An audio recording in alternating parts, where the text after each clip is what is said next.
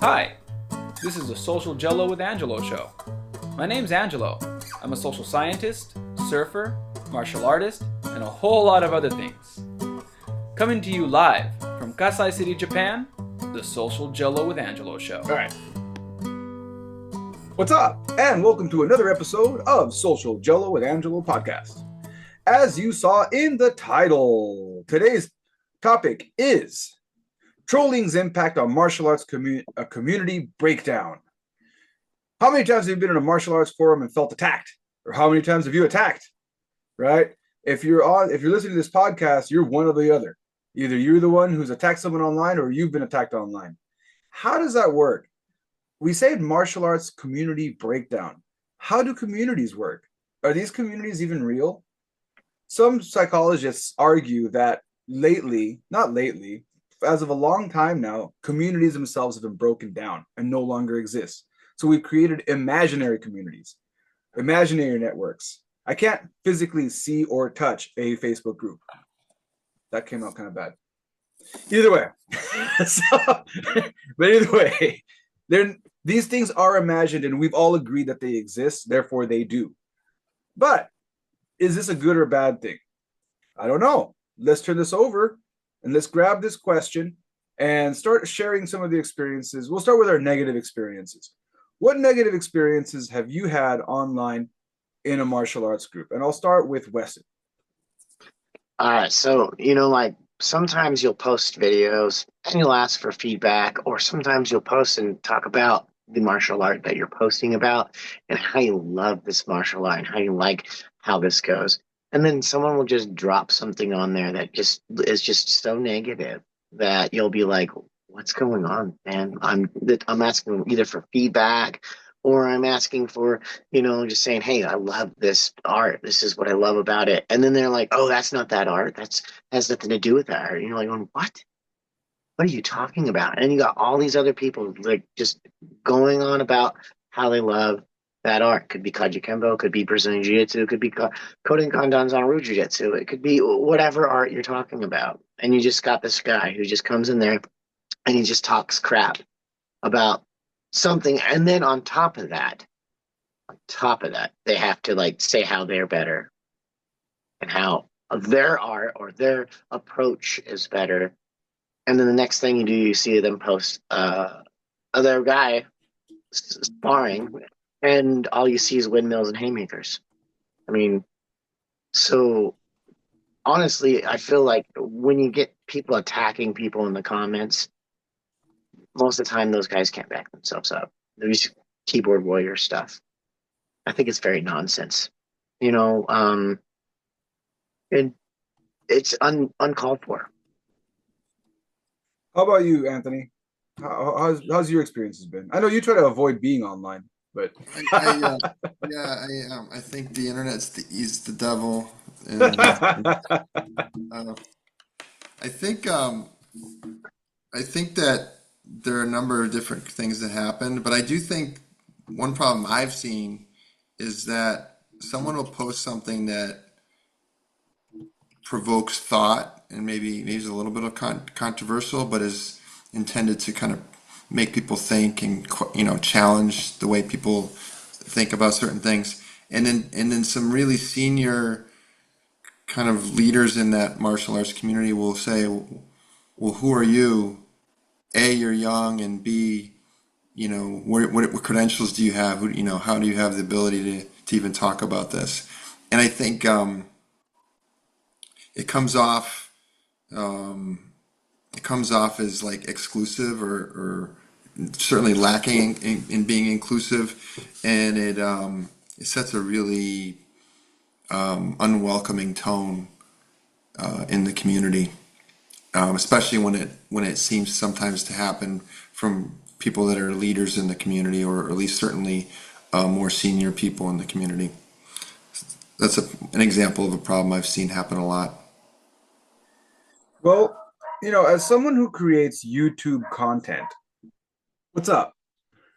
Real quick, this episode is brought to you by thepit.tv. If you want to train with a UFC coach, why not train with the best? Chuck Liddell's coach has an online program where you can work through his entire system, learn all his secrets about how to train and how, at the end of it, how to teach people to get into the UFC, to do MMA properly. Hit up thepit.tv for more information. And as a YouTube creator, you encounter a lot of trolling. It's just part of your job. If you're going to make a YouTube channel, that's what's coming for you. That's just what it is. So I can easily grab our topic and say, to the greater context of the internet, if you're creating content, you're going to have a lot of people that are going to come at you negatively. And you have to learn how to grow thick skin if you're going to be a YouTuber. But the issue is not so much that. I mean, I'm used to it. Well, I don't think I'll ever be used to it, but I'm getting used to it.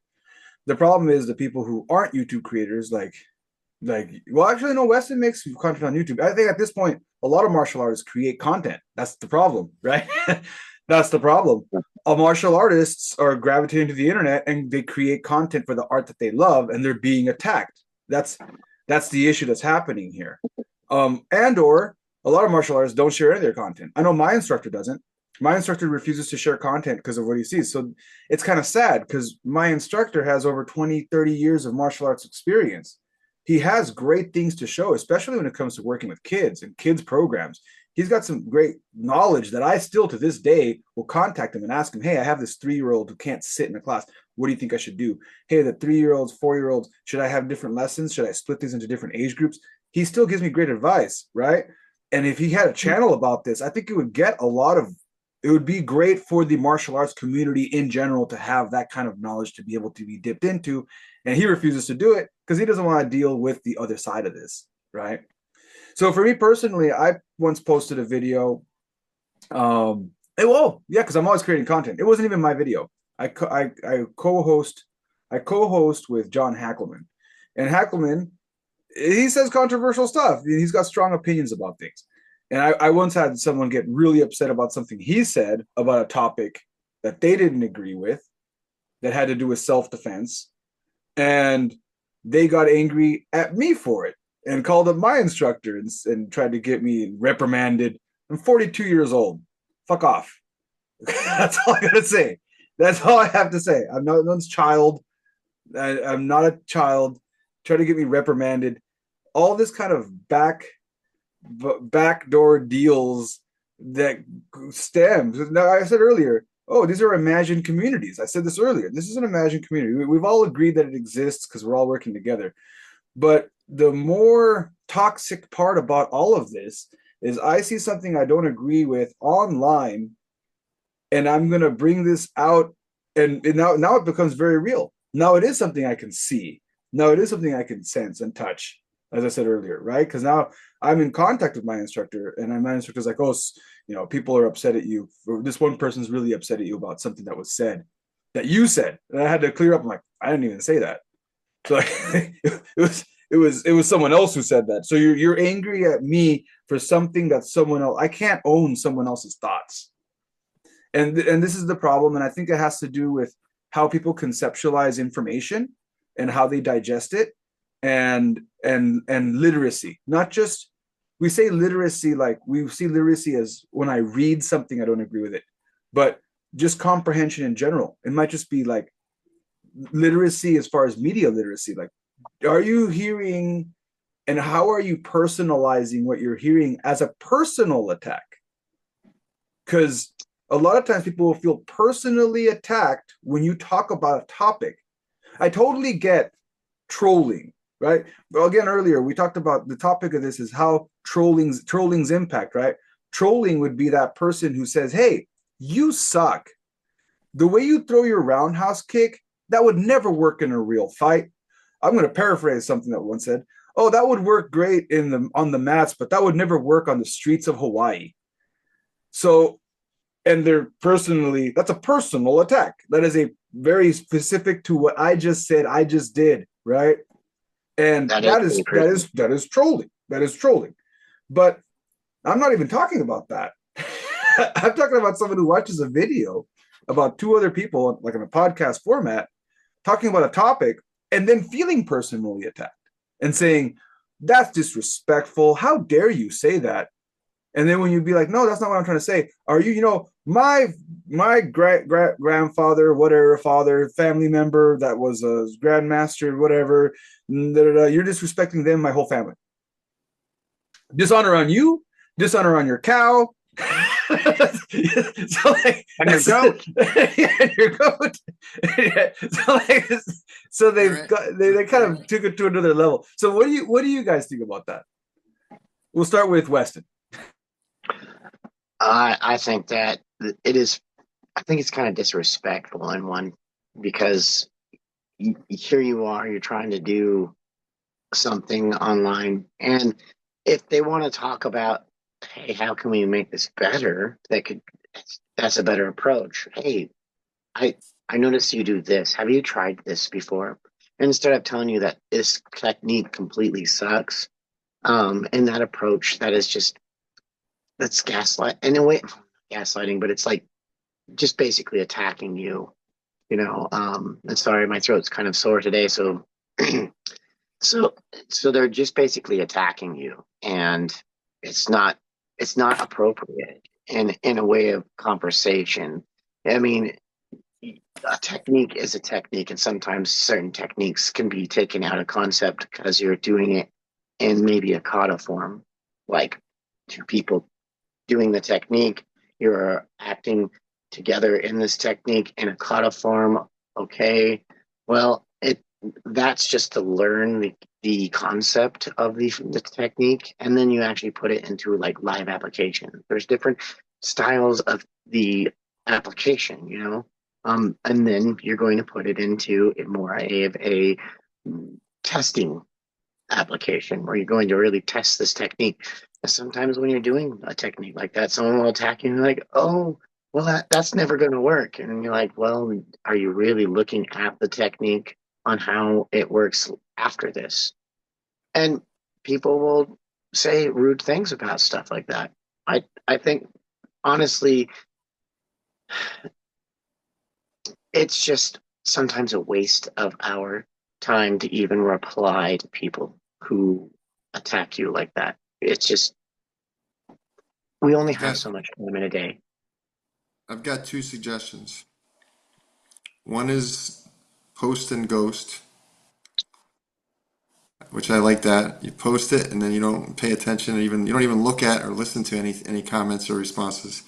The other one is, I think, maybe we need like a counselor that we could get for ourselves and for that person.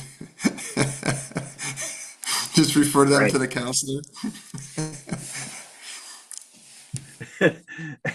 So so the post and ghost, the interesting thing about that, and that's cool. Look, and I think that's a great suggestion there, Anthony, because if you aren't Yeah. a YouTube creator and you are just creating content to share with your martial arts community, especially on Facebook, the post and ghost is a perfect approach. I've personally used it quite a bit at times, especially with my Facebook content, where it doesn't really matter, because at the end of the day, it really doesn't, unless you're promoting your business.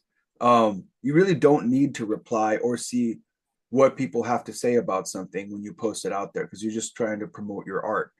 I think the greater issue lies with YouTube, because with YouTube, if I don't reply to a comment, it'll bury my video in the feed. So because it's analyzing how much I interact with comments. So I have my one comment rule. If someone, no matter what they say, comments, I will reply with one comment, and it's usually with a thanks for watching. And I've mentioned this on the show before, I've had people kind of trip out because they'll go in there.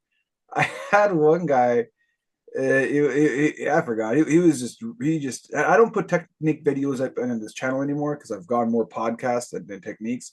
But I had one guy come in on a technique video that was on YouTube about how I hit a timing bag, and I forgot what he said. That would never work, or that's a great way to get knocked out. It was something negative. And my response to it was, "Oh, well, thanks for watching the video." And then his response was, "Well, no matter what they say, yeah, you're definitely master of the high road." And so, like, it's like, because my basic response is I have to respond to it. I have to, because YouTube forces me to. But I'll add to your post and ghost a post one more time, then ghost. if you're a YouTube creator, because YouTube only needs one reply. Once you reply once, it'll push it in the algorithm, and you don't have to engage with it. Sometimes, if you know it's going to be negative, you can just not even look at it. Hit reply. Thanks for watching, and then move on with your life. Is my It's suggestion. kind of that same way with Facebook pages. If you have a page on Facebook and you're trying to get the page to actually get more viewers, if you just post and ghost, no one will see it if they apply once, then but if you like comment on it later, like on someone's comment, then it will be higher in the feed. Hmm. But Yeah. on your Yeah. That's a good to know. You could post thanks for watching, and you might be a little crazy. Here's the counselor's number. right. We need that counselor. I have a background. I have a background in psychology, but I'm not volunteering for that job. Yeah. You know You'd have to better. pay. Yeah, you have to pay me a lot. Yeah, I need to you come know up better. with a different platform where I'd get paid a lot of money to be the internet's counselor, mediator. I just don't get how some people have the audacity just to get up there and write something like a page long comment about just a bunch of garbage and BS about your technique and all this kind of stuff. And they'll just say these unnecessary words. And you're just like, really? You really had to take that much time to tell me about this? And then and again, if you want to take my passive, I should write I should write a handbook, the passive aggressive way of handling trolls on the internet. That's High gonna road, be the high road. the other way is, well, thanks for taking the time to share your thoughts on this. Is my other reply to that kind of stuff. When I see a 3-page rant with quotations and paraphrases and historical references, I don't even have time to read all that. I was like, well, thank you for taking, because they took the time, and thank you for taking the time for sharing your thoughts on this. You thoroughly did that. Um, and then I move on, because again, I'm not going to get sucked in. I learned the hard way. I used to just jump in there and battle it out. This podcast has now hit, I think, 9 or 10 years. And I used to battle it out with people, and it wasn't even on YouTube. It was on Facebook. It was doing nothing for my show. Um, and I realized that the post and ghost, these are methods I use to get around that. So hey, take notes if you want to know how to get around that part. Now, which brings us to our next section of the show, the trolling reaction video. There are certain people in the martial arts community, specifically Kajukenbo, that will go out and make a YouTube video reacting to either someone's YouTube video or recent promotions or events that happen in the Kajukenbo community. And this happens in Brazilian Jiu-Jitsu as well. You've seen a lot of these videos of Brazilian Jiu-Jitsu guys burning their black belts. This started in Brazilian Jiu-Jitsu, by the way. A lot of people don't know that part. A lot of people burning their black belts in protest to things that are happening in Brazilian Jiu-Jitsu, right?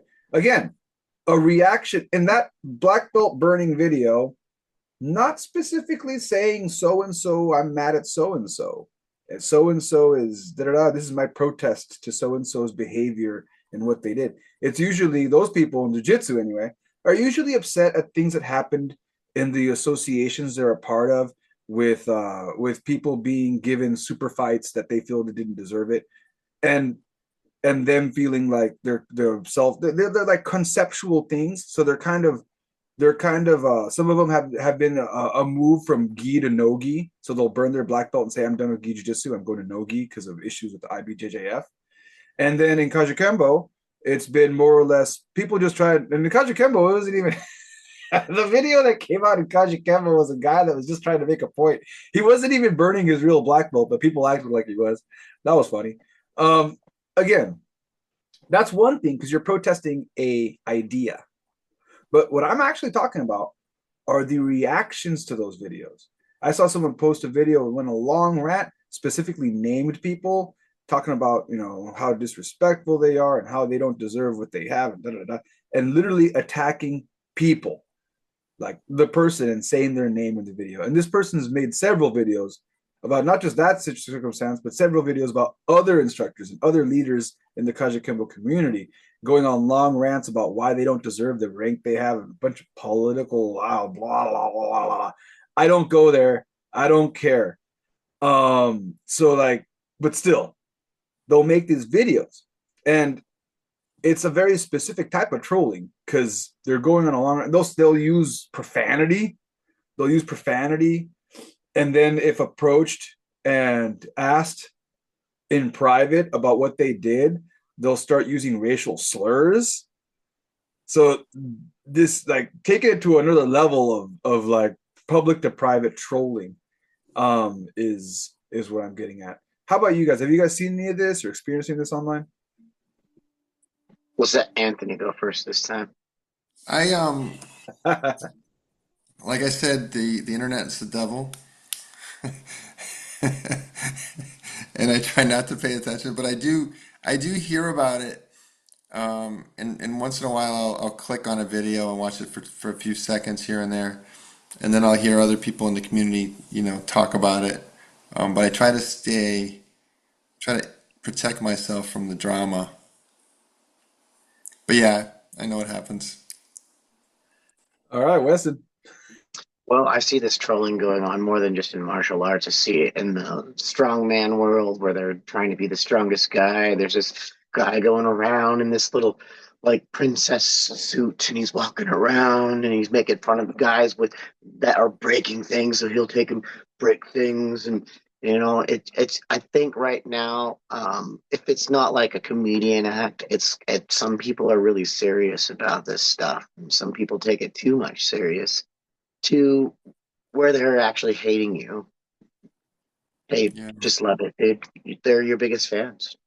Let them love you by hating you. They're speaking about you, and they're just letting the world know about you. I mean, I've got a few positions in different associations that have put me in a spot where people have to come to me and talk to me. And it's not just Kajukenbo, it's in jiu-jitsu associations too. And it's at sometimes you just have to like understand that these people are going to want to talk crap. I Are, mean, are you the I mean, counselor? with that, Are you the counselor I was talking about? I'm hoping not. I was hoping not. Please don't give me that job. But some of the ones I've seen in between BJJ and FMA is, I mean, I'm sure we've seen some of those ones going on, and I think that it can be distracted to the martial art itself. It's not really every martial art has its own highlights of techniques, right?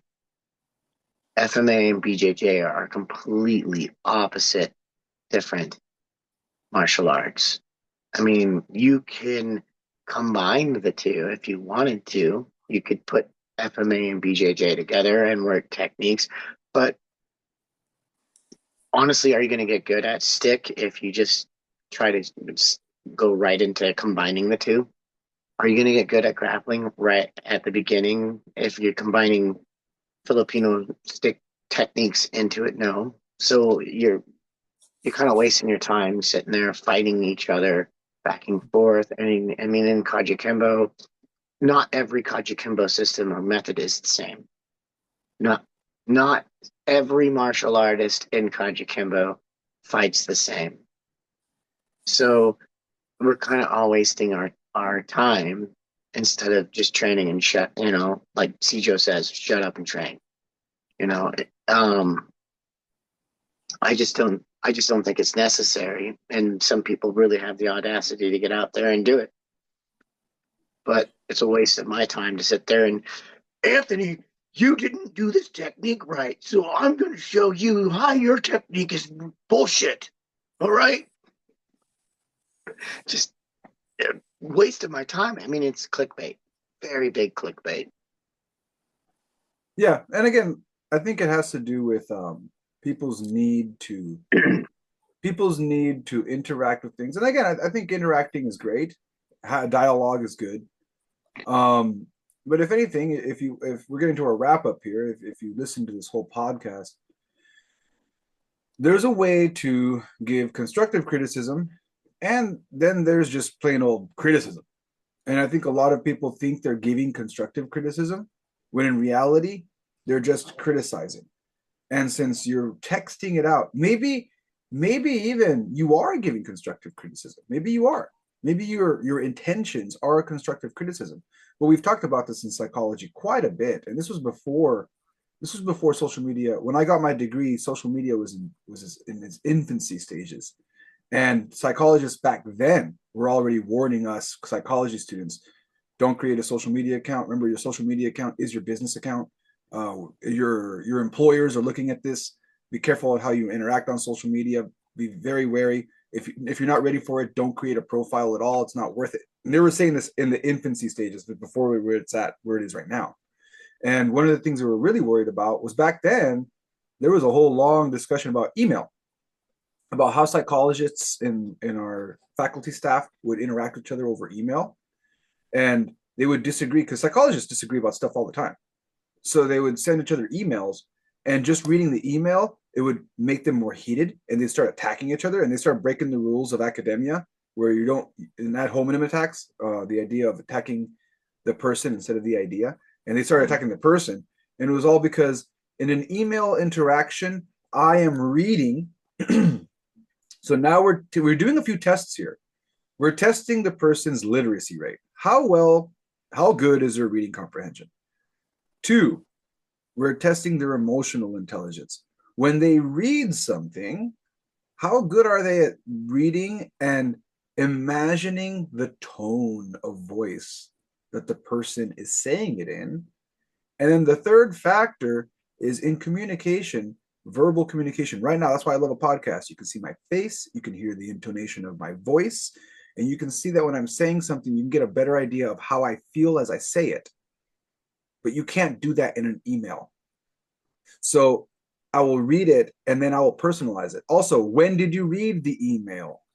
What state of mind were you in? Did you have a bad day? Did you just finish a shitty day? 8 hours, you're tired, you read this email, you're already kind of in a bad mood. Maybe you just got to fight with your significant other and you're reading an email and you're still got that fight in your mind. Now you're going to read the email with the intonation of something else. You're going to add your own personal baggage. And that's what they always said. If you feel triggered by an email or by communication by text, I can grab this for social media immediately. Then you should probably if that's a person you know, you should probably personally contact them. Yep, give them a call so you can figure out what's going on before you jump to the conclusion that you're being attacked. Because many I, times you're not. Good. I have some requests for the community. Number one is leaders of the community. We all have various leadership roles. They have a responsibility to try to be inclusive and build bridges, and also to be patient with people in the community. So interpret that any way you want to interpret that, but they have a responsibility to try to kind of help make it a positive thing. Number two is we need to realize that when you're online, for some reason, the people that don't have empathy and don't respect others tend to come out of the woodworks. And we can't really eliminate that entirely. Number three, a colleague of mine, a friend of mine, was saying that the older martial artists like to wear pajamas. So my message to him and to younger generation martial artists is that they need to try to see things through the pajama lens. And they need to empathize with the old bastards. As an old bastard, or almost old bastard myself. Finally, we need to build and connect. And then my last suggestion for everybody is to talk to people directly, in person or in a phone call. Consume long format. Like long podcasts. Really long format gives a lot more context and allows for a more full conversation on all sides.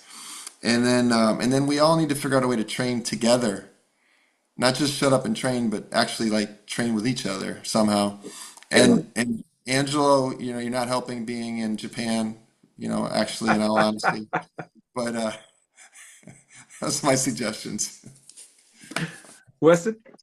Stop belonging to the old ladies knitting club that gossips. We got to get rid of the gossip. The gossip is what's putting contention in between all of us. And it's not going to do anything for us. We need to work together, just like Anthony said. So, you know, let your ego go and let's work.